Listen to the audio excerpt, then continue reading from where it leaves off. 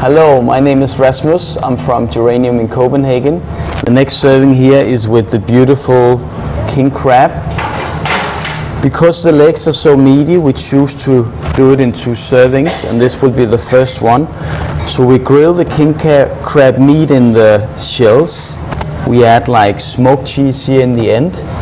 And the idea is that the guests will scoop it out with a little spoon, place it on top here on this round one, which is dried vegetables. So this one is with onion and kohlrabi, some aromatic herbs, powder from algae, and a little spiciness from rosette cress. So the idea is to spoon the crab meat out, place it in the middle and fold it like a taco. I think it's a very interesting way to eat it. Enjoy.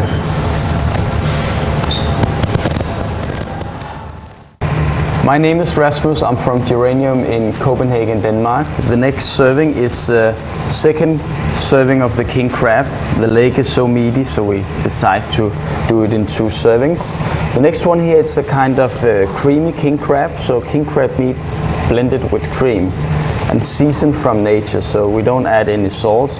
In the bottom you will find surprising crispy texture from pan-fried cauliflower, some citrus flavored herbs, and they will appear as you're breaking down this creamy king crab. On top we did a pattern, like a water algae pattern. We'll bring some, how can you say, ocean flavors is the best way to describe it. And then we did a king crab juice infused with the legs, the meat parts, and then some fermented cauliflower. Look like this. We're gonna split it with a little bit of smoked salmon oil to bring out smokiness.